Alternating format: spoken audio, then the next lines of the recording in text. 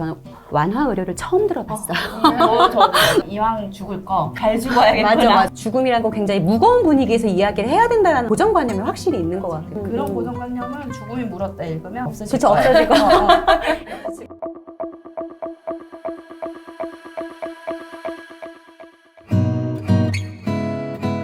안녕하세요. 반갑습니다. 저는 인스타 기반 북클럽 인북클럽에서 문학 분야를 담당하고 있는 문학살롱 마담 조혜진이라고 합니다. 저희는 한 달에 한 권의 책을 읽고 줌으로 만나서 책에 대해 이야기를 나누고 있고요. 올해로 2년차 독서 모임을 하고 있습니다. 여기는 지금 저뿐만이 아니라 지금 처음으로 같이 만나서 줌이 아닌 오프라인으로 독서 모임을 오늘 처음 하게 되었는데요. 또 이렇게 세계사에서 처음 나온 죽음이 물었다라는 책으로 같이 독서 모임을 하게 돼서 지금 굉장히 저희에게도 유의미한 시간이 될 것 같습니다. 그래서 오늘 여기 저희랑 같이 참여해 주신 분들 한 분 한 분 소개 한번 해 주실 텐데요. 우리 영호님부터 해드릴까요? 안녕하세요. 책을 통해서 소통하고 감상을 같이 느끼고 이제 커갔으면 해서 제 책을 읽기 시작을 했고요. 그렇게 지금은 아이와 함께 책을 읽으면서 읽고 쓰고 기록하는 직장인 이다랜드라고 합니다. 네, 안녕하세요. 저는 포항에 살고 있는 김단비라고 합니다. 네, 저는 에세이 작가로 활동하고 있고요. 그리고 포항에서 초등학교 아이들하고 독서 코칭 그리고 역사 코칭을 하는 선생님입니다. 네, 만나서 반갑습니다. 안녕하세요. 저는 최미나라고 하고요. 저는 아들 둘을 지금 키우고 있는 10년차 엄마이고 아들 둘을 키우면서 저 자신을 찾기 위해서 책을 읽고 쓰기 시작했고요. 그래서 얼마 전에 완벽한 엄마는 없다라는 육아서를 한 권 출간하기도 했습니다. 네, 만나서 반갑습니다.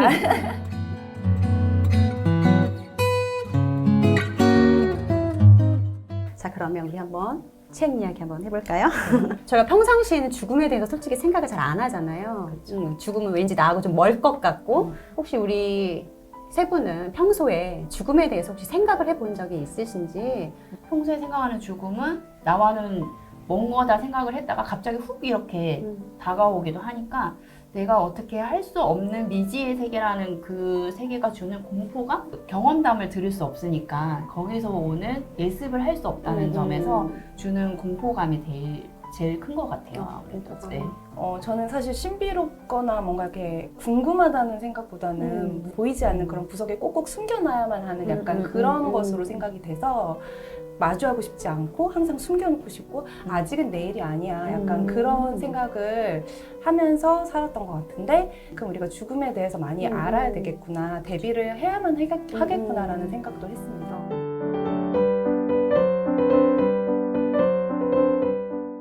제가 기억나는 죽음은 새학기가 딱 됐는데 같은 반이던 친구가 막 뒤에서 갑자기 우는 거예요. 이렇게 책상에 엎드려서. 그래서 왜 울지라고 했는데 소문을 들으니까 백혈병에 걸려가지고 그 아이가? 그 친구가 그 백혈병에 걸려가지고 이렇게 학교 오는 하루하루가 되게 오늘 내일 못 오면 어떡하지? 이런 생각을 한다라는 걸 들었어요. 그래서 나는 그냥 아침에 늦게 일어나서 억지로 막 달려가서 학교 가는 그 일상이 그 친구한테는 다음날 학교 가고 싶다라는 게 되는구나라는 걸 좀 느껴서 하루가 정말 감사하구나 라는 걸 처음으로 느꼈어요. 그래서 그때 이후로 좀 하루의 감사를 좀 많이 느껴서 감사일기도 요즘에는 많이 쓰는 것 같고, 저는 이제 외할머니가 돌아가시고 그리고 이제 삼촌이 돌아가신 걸 이제 지인분 중에는 그걸 경험을 했었는데 삼촌 같은 경우는 180이 넘고 엄청 건장한, 누가 보면 깡패 아니야? 건강한, 이 정도로 진짜 건장한 건강하신 분이었는데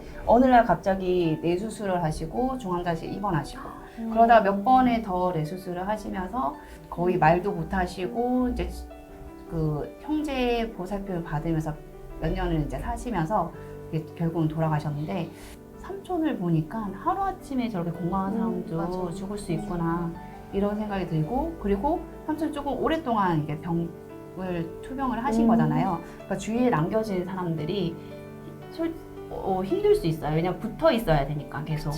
그래서 거기에 대해서 대비를 조금 해야겠다는 생각이 들어가지고 할머니 돌아가시고 장례 절차 이런 것도 직접적으로 보면서 생각보다 너무 어렵고 모든 게 돈이고 막 이러니까 남겨진 가족들한테 내 죽음이 부담이 될 수 있다는 생각에 준비를 해야겠다는 생각을 해서 가입을 했어요.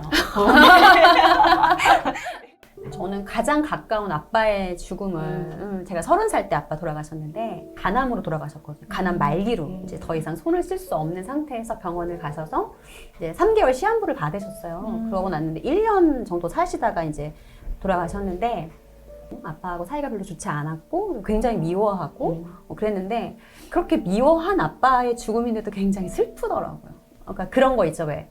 아빠가 아프고 저렇게 죽음을 맞이하고 있으니까 이제서야 가족 같은 가족이 다 아빠 병실에 모이고 매일매일 서로의 안부를 물어주고 그 아빠의 상태를 살피고 이런 것들을 보면서 왜 평상시에 참 좋았으면 좋았을 텐데 이제 그렇지 못한 것에 대한 아픔이 굉장히 그때 많았거든요. 근데 아빠가 다 이제 돌아가시고 이제 화장토로 가는데 이제 엄마가 그 말씀을 하시더라고요. 아빠가 돌아가시기 바로 전날 엄마한테 그동안 너무 미안하고 너무 고마웠다고 인사를 하셨대요. 그 이야기를 듣고 화장터로 가는 그 버스 안에서 엄청 울었어요. 좀 살아있고 건강하게 살아있을 때 그런 얘기를 해줬으면 내가 아빠를 안 미워했잖아. 막 이런 거 있잖아요. 그러니까 사람이 정말 끝에 왔을 때 자기의 삶을 반추하는구나. 돌아보는구나. 그런 생각이 들더라고요. 저한테는 좀 그 아빠의 죽음 굉장히 슬프기도 했지만 한편으로는 그리고 아빠 돌아가실 때 왜 마지막까지 청각이란 감각은 남아있다고 하잖아요. 그래서 굉장히 고통스럽게 돌아가셨는데 이제 그때 아빠의 죽음을 보면서 저희 가족이 다 아빠한테 가서 아빠 용서할 테니까 편하게 가시라고 이제 그렇게 다 이야기를 했던 시간이 있었어요. 그래서 그 시간이 슬프기도 했지만 한편으로는 굉장히 좀 감사한 시간이었어요. 그래서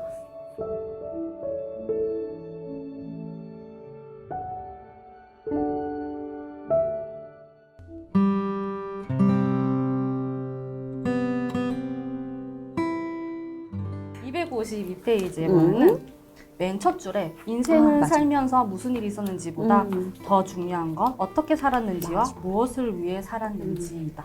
그러니까 우리가 보통 왜라는 질문을 가지고 살라고 살면서 그런 얘기 듣잖아. 왜 일하는가라는 책이 있듯이. 그런데 죽음이라는 것을 마주하는 순간에는 왜보다는 어떻게 살았는지 그리고 무엇을 위해 살았는지를 생각한다라는 게 생각의 전환? 내 생각을 좀 바꿔야 되겠다라고 해준 그런 문구라서 이게 더 와닿았어요. 이 책이 죽음이 물었다라는 제목이긴 하지만 사실은 결국은 삶에 대해서 이야기하는 책이라는 느낌을 많이 받았거든요. 내가 결국 잘 살고 있는 것인가? 그런 거를 자기 자신에게 물어볼 수 있게 해주는 책이었던 것 같아요. 그래서 그런 의미에서 저는 112쪽이랑 113쪽 부분이 굉장히 인상 깊었는데 그러니까 많은 사람들이 사실은 죽어있는 것처럼 살고 있다. 그러니까 살아있기는 하되 진정으로 존재하지 못하는 존재적 좀비다라고 얘기하는 부분이 굉장히 좀 아프면서도 인상 깊게 다가왔던 것 같아요. 그래서 112페이지 보면은 죽음에 대해서 말하거나 생각하기를 피하는 사람들은 가구 없는 방에서 술래잡기를 하는 아이들과 같다라는 표현이 있잖아요. 그래서 손으로 그냥 눈을 가려버리면 아무도 자기를 못 본다고 생각하지만 사실은 그게 아니다. 죽음은 항상 우리 곁에 있고 어딘가에 있는데 나는 눈 가렸으니까 뭐 죽음에 대해서 생각하지 않으니까 죽음은 오지 않을 거야. 죽음에 대해서 보지 않으니까 죽음은 나를 보지 못할 거야. 이렇게 생각하면서 사는 것 같거든요. 그래서 본질적인 면을 생각을 못하고 본질과 떨어져 있는 어떤 시간을 보내면서 그렇게 살고 있다는 그런 의미인 것 같아서 굉장히 와닿았고 이 부분을 읽으면서 제가 써놓은 저의 문장이 있는데 살아도 죽은 것처럼 살 수 있고 죽어도 산 것처럼 죽을 수 있다라고 이렇게 써놨거든요. 그래서 나는 적어도 살아있을 때 진정한 나로 살 수 있도록 노력을 해야 되겠다라는. 저는 미나님 방금 말씀하신 그 문장을 들으니까 예전에 제가 봤던 드라마 중에 내 멋대로 해라라는 드라마가 아마 팬덤이 형성했던 그렇게 막 거기서 고복수가 뇌종양 말기로 세상 이제 삶을 마치는 처음으로 오픈 결말이었다고 하더라고요. 근데 거기서 정경이 독수한테 뭐라고 하냐면 살아있을 때 살고 죽을 때 죽어요. 살아서 죽지 말고 죽어서 살지 마요라는 이야기를 하는데 어린 나이에 그 문장을 들었을 때도 띵 했거든요. 그러니까 말씀하신 것처럼 우리가 살아있으면서 죽은 것처럼 살 수 있다는 얼마든지 그럴 수 있다라는 거예요.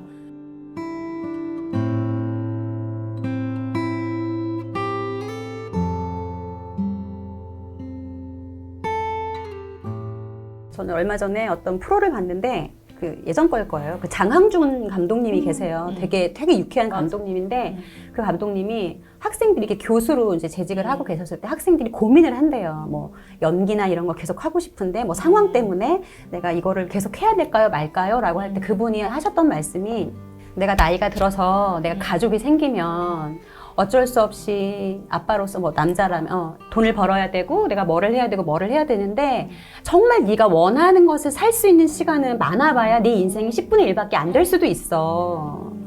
그 시간을 한 번은 그래도 살아야 되지 않겠니라고 말씀을 해주셨다고 하더라고요. 근데 그거를 딱 보는 순간 약간 이런 생각이 들었어요.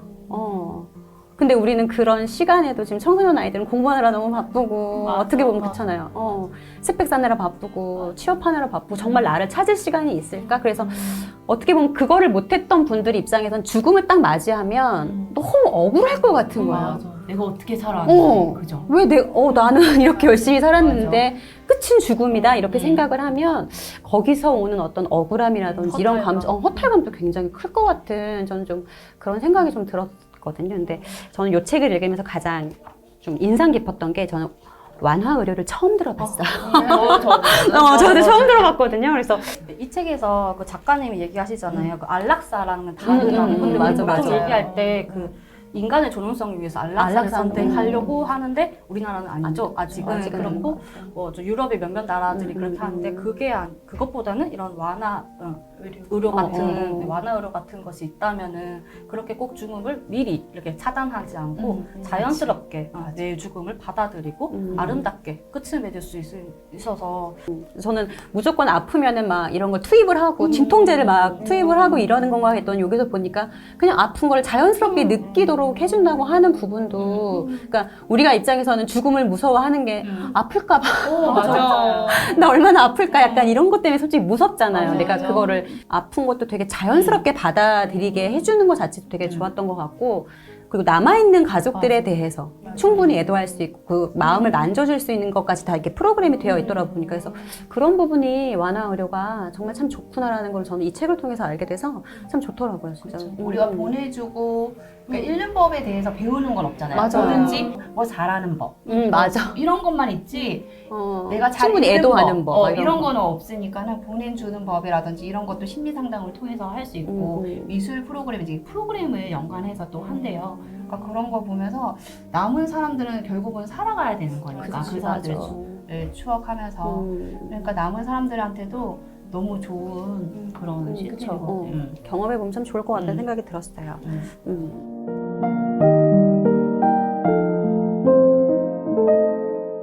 우리가 이 책을 딱 읽으면서 내가 좀 결심하게 되는 부분이 확실히 있는 것 같아요. 이걸 통해서 혹시 내가 결단하거나 뭐 그런 것이 혹시 있을까요? 돈이 많고 적든 뭐 가족이 있든 없든 내가 사랑을 하고 안 하든 간에 누구든 죽잖아요. 그러니까는 저는 이 책을 읽고 결심한 거는 웰다잉을 해야겠다. 그쵸, 좋은 죽음을 맞아요. 맞이해야겠다는 생각 결심을 하게 됐어요. 그 실비 쪽에 보면 이제 이 추천사인가요? 네, 이 추천사. 부분에 보면은 웰다잉이 삶의 골동품 같다는 나 이 말 비유가 너무 있어요. 좋았어. 이거 너무 그래서 좋았어. 맞아요. 죽음에 이르러 무엇인가 변화되는 것이 아니라 삶에서 차곡차곡 덕기가 되어 얻은 삶의 결과물인 셈이고 저마다 주어진 삶을 잘 녹여내야만 누릴 수 있는 우리의 마지막 축제라고 그러잖아요.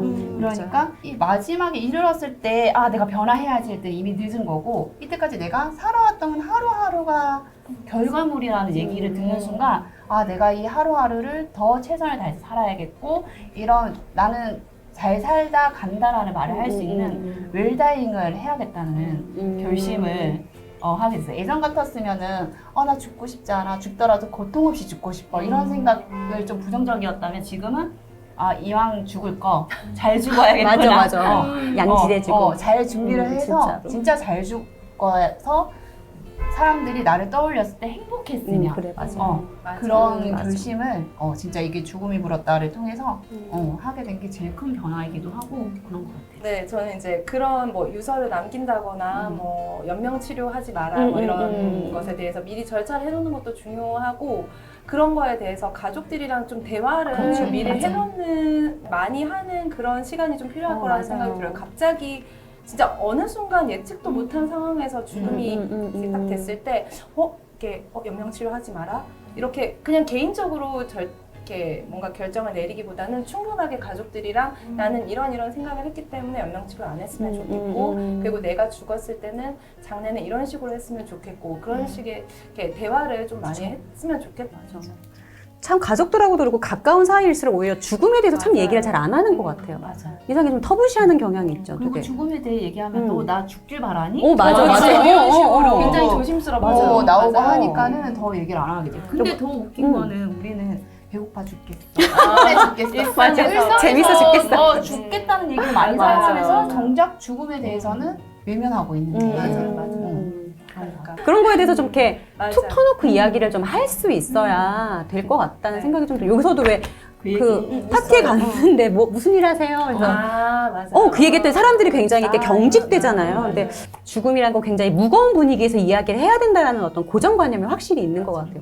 파티를 즐기면서도 얘기 충분히 할 수 있는데도 불구하고 그래서 그런 고정관념을 죽음이 물었다 읽으면 없어질 그쵸, 거예요. 없어지고. 제가 그렇고. 맞아요.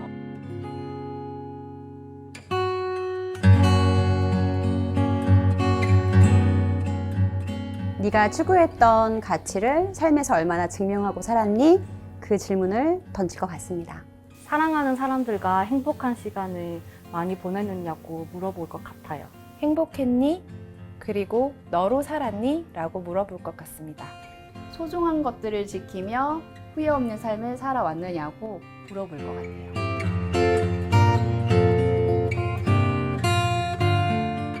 문학살롱 오프라인 독서 모임을 죽음이 물었다로 함께 했습니다. 어떤 자기 개발서보다 내면을 더 단단하게 만들어주는 책이었고요. 일상을 더 소소하고 그리고 단순하지만 더 아름답게 살아가야겠다는 마음을 많이 먹게 만든 책이었습니다. 너무 감사하고요. 우리 이제 독서 모임 끝나는데요. 저희 문학살롱 시그니처 마무리 아시죠? 더 가까이 오셔서.